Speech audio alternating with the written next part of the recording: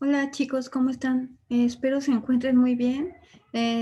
Como les dije hace rato, me da mucha pena haberles suspendido la clase. Yo tenía toda la intención de que nos viéramos hoy, pero ay, pues no siempre se puede y me da mucha pena. La semana pasada estaba planeada así, para que no nos viéramos, pero este día no. Y me atormenta mucho quedarles mal. Entonces les voy a grabar la clase para que la tengan.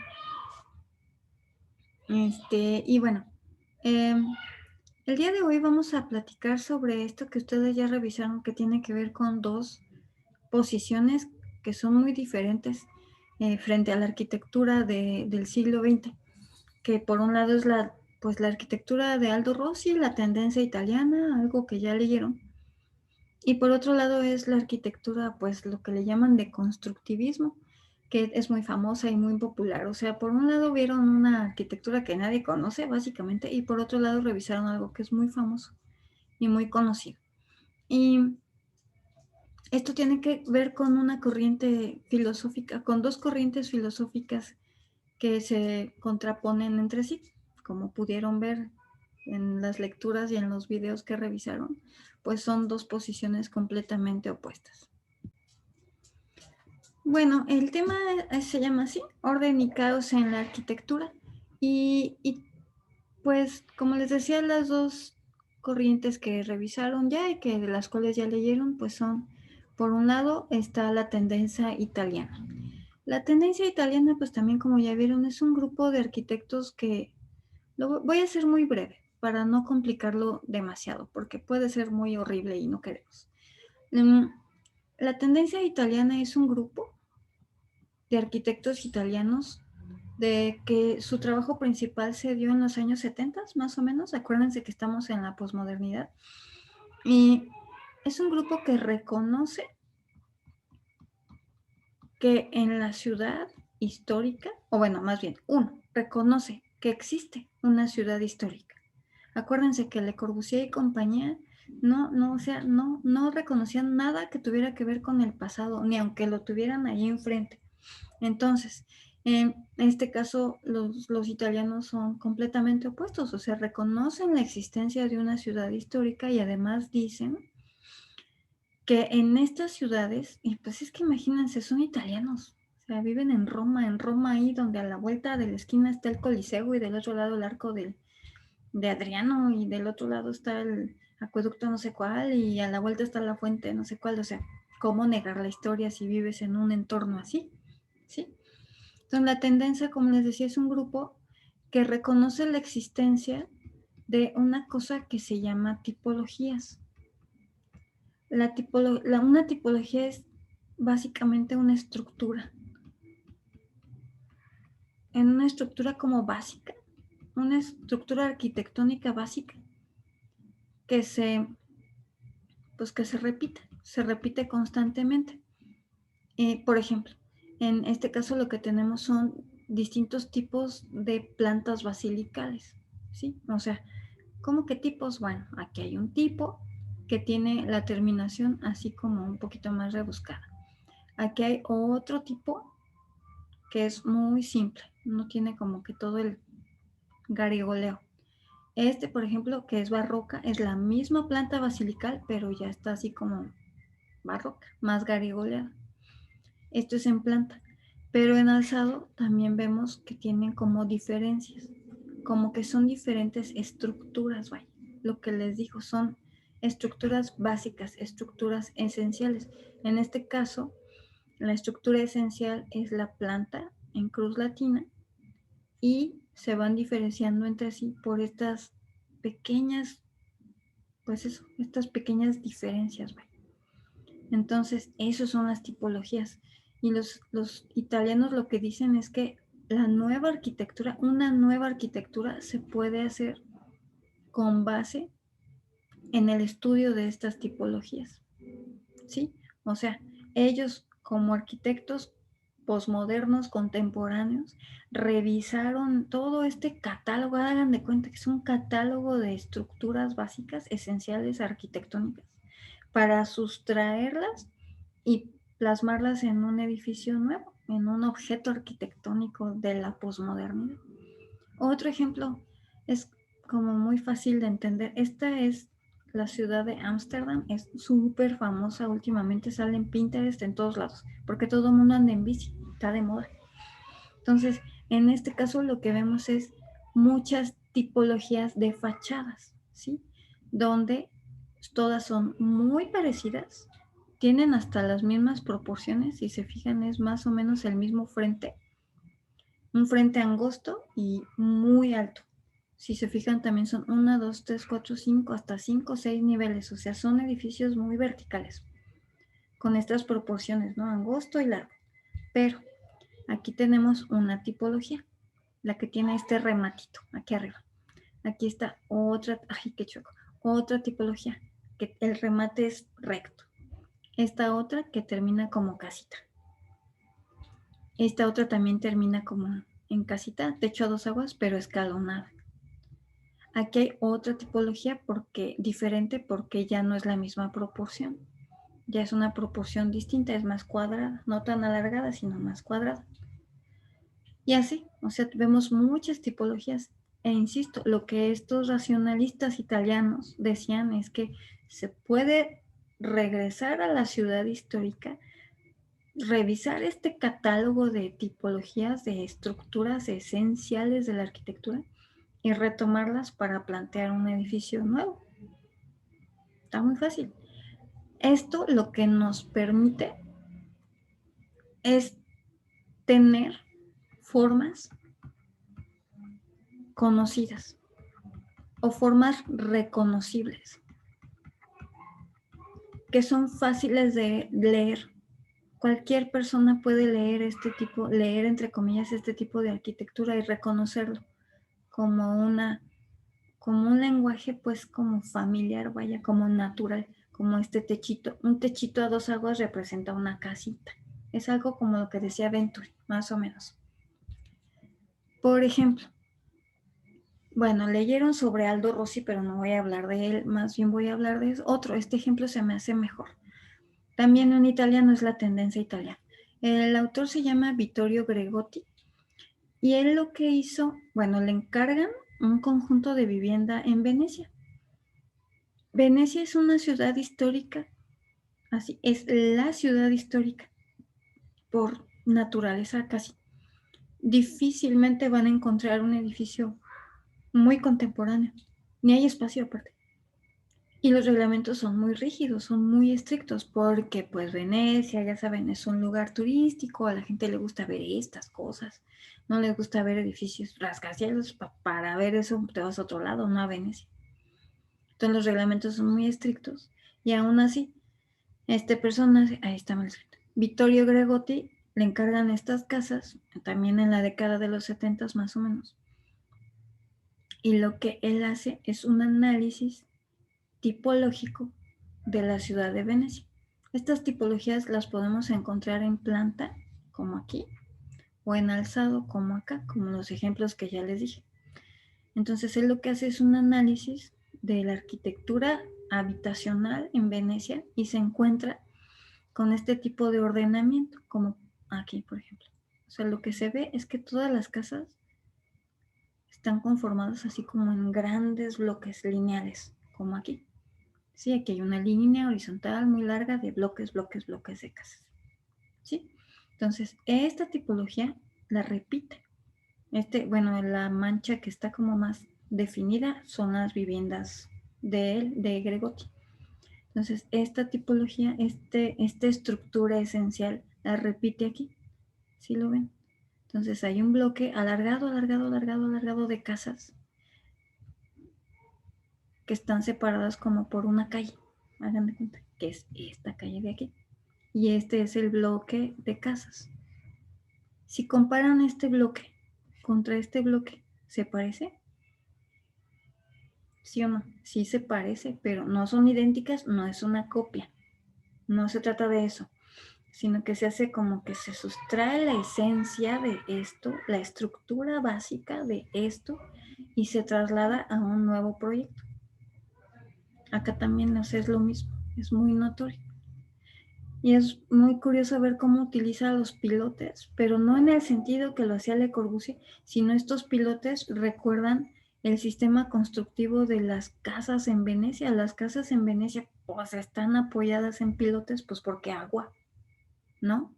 Entonces, esta es la idea, rescatar estas tipologías, estas estructuras básicas que son fácilmente reconocibles y traerlas a un proyecto contemporáneo. Ustedes pueden hacer eso ahora, ¿no? En la ciudad de Morelia hay un montón de tipologías históricas que nos sirven. Es como si ustedes agarraran una casa del centro y la esencia la sustraen y pum, la plasman en una casa nueva. Sería muy interesante ver qué logran, ¿no? Básicamente esto es lo que hacen en la tendencia italiana, que también se les conoce como estructuralistas, por eso les hablo de estructuras, ¿sí? Porque están trabajando con estas estructuras esenciales que son reconocibles, que nos dicen algo, lo podemos reconocer muy fácilmente, lo que les decía, de la tipología de la casita con techo a dos aguas, pues todo el mundo la cacha, todo el mundo la entiende. El otro grupo que es el opuesto, pues es el de los llamados deconstructivistas. Es un rollo filosófico que se supone que leyeron, ¿no? No, tal vez no lo leyeron, pero bueno, el deconstructivismo surge no como una corriente arquitectónica, sino como una corriente filosófica que se llama postestructuralismo. Bueno, filosófica lingüística, que como les decía se llama postestructuralismo. En pocas palabras, estos personajes lo que buscan es dar nuevos significados o dar, otorgar, sustraer nuevos significados a las palabras. Es una onda de la lingüística, como les decía. O sea, ellos están convencidos de que un discurso puede decir una cosa u otra, u otra, u otra. Una palabra puede significar una cosa para uno y para otro, otro y para otro, otro, dependiendo de quien lo lea o quien lo mire. ¿Sí? ¿Sí? O sea, aquí se trata de que quien está recibiendo el mensaje lo interprete a su manera, que no haya nada como dado, nada tan establecido como la tipología de la casita. Esta es una estructura que todo el mundo entiende, que todo el mundo percibe igual. Esta es una casa, no hay duda. Y lo que ellos están diciendo es que a lo mejor yo represento así la casa. Y entonces es como que, uy, mi abuelita va a decir, hey, no estás loca, qué casa ni qué nada, esto no es una casa. Pero a lo mejor un niñito, Luca, mi niñito dice, sí, le late. ¿Quién tiene la razón? Nadie. Depende de quien lo mire y de lo que le signifique a uno mismo. Esto es el deconstructivismo en la arquitectura. Es una corriente que busca generar lenguajes que signifiquen otra cosa, como lo que hizo Eisenman. De Eisenman ya platicamos, criticamos sus escaleras absurdas, sus casas absurdas. Dicen que él es el iniciador del deconstructivismo por esta razón, porque le empieza a trabajar con estas nuevas formas, estos o deformaciones de lo cotidiano, y estas mismas deformaciones le generan nuevas formas de ver las cosas o nuevos significados o incluso nuevas formas de habitar, como decía él en esta casa 6, ¿se acuerdan? De la casa, de la cama matrimonial dividida en dos, que es pues una nueva manera de entender el matrimonio, o de entender la recámara matrimonial. ¿Sí recuerdan? Él es el que empezó con todo esto, aunque él dice que no, pero él fue, porque era amigo de Derrida, y Derrida es uno de estos filósofos que les digo que empezaron con la corriente postestructuralista. Todo tiene que ver, muchachos. Entonces platicamos del monumento al Holocausto e hicimos esa crítica, ¿se acuerdan? Donde decíamos pues, que a los millennials, no, ustedes ya ni son millennials, a los millennials no les dice ya nada. O sea, esto ya no les significa nada porque no tienen esa carga histórica que tienen los más viejos, los boomers, por ejemplo. Por los boomers son los que, ay, ¿cómo se toman las selfies así? Que no tienen respeto por la historia. Pues es que a lo mejor no les dice nada. O les dice una cosa diferente. Les significa otra cosa. Ellos, la lectura que los millennials y los centennials hacen de este espacio no es la misma lectura que hace un boomer. Yo no soy boomer, no me señalo a mí por eso. O la misma lectura que hace una generación X o una generación Y o como quieran llamarle. ¿Sí?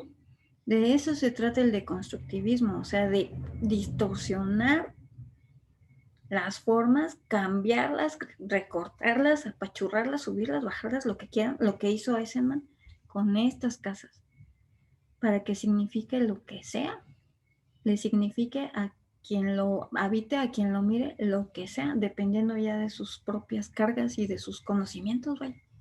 El caso del monumento es muy fácil de comprender por las selfies, que ni son selfies, por cierto.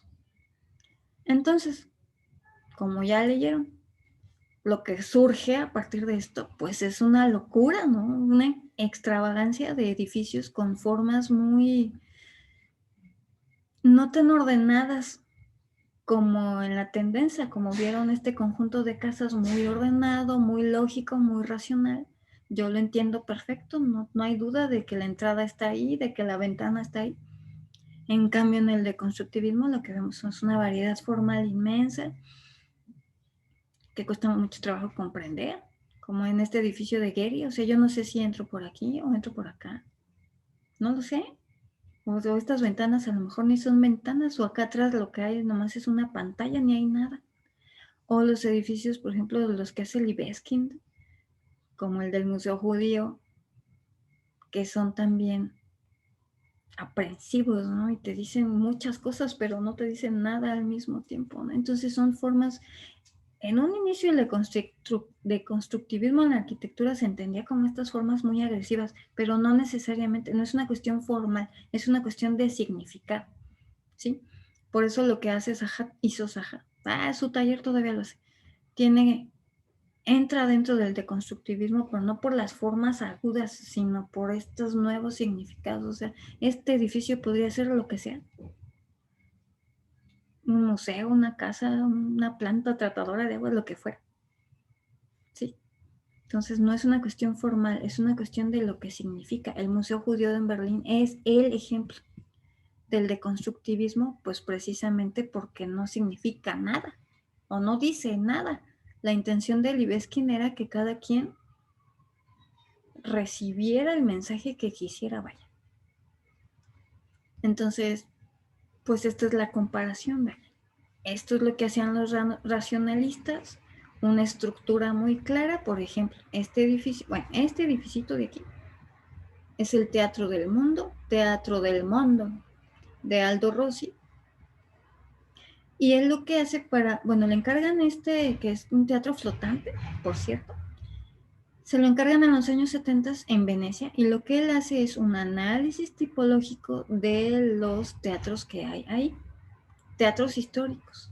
Entonces hace como una síntesis de estas tipologías y logra esto. Aquí están las fachadas, las plantas, las secciones, ¿sí?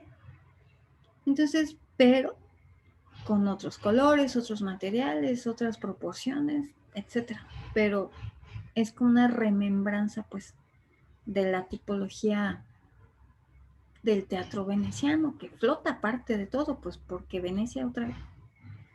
En cambio, Libeskind, hasta urbanísticamente hablando, hay un choque completo. O sea, aquí hasta se pierde, ¿no?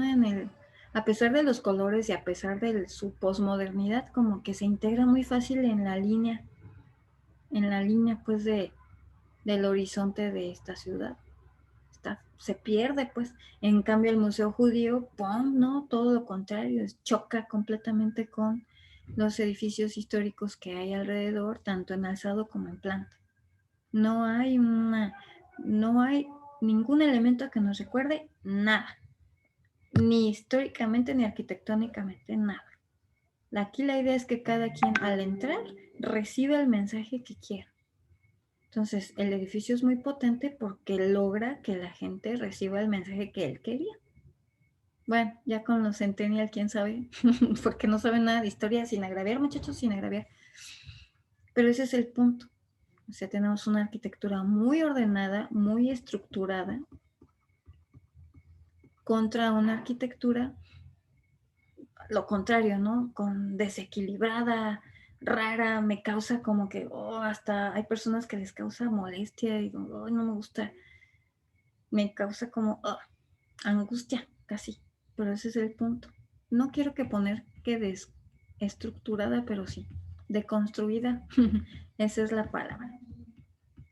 Entonces, como les decía la última vez que nos vimos, estos ejemplos, estos pensamientos, pues no son la respuesta a nada, o sea, no hay una fórmula mágica, sino que es para que ustedes reflexionen sobre su trabajo y lo que pueden hacer, o sea, y dependiendo del proyecto que estén resolviendo, del problema arquitectónico que les estén encargando, o sea, no importa, ustedes pueden transitar de esto a esto, es muy difícil, pero puede ser.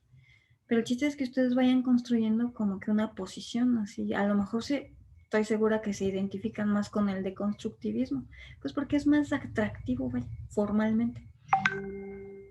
Ya con el tiempo veremos si siguen con esta idea, porque todo pasa de moda, muchachos, todo. Hasta que Gary se muera, yo creo. Y pues ya, sería todo.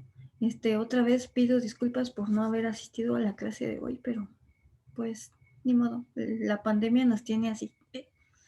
Y ya. Gracias y espero entonces sí verlos el jueves o el día que toque clase, no me acuerdo. Nos vemos chicos, chau.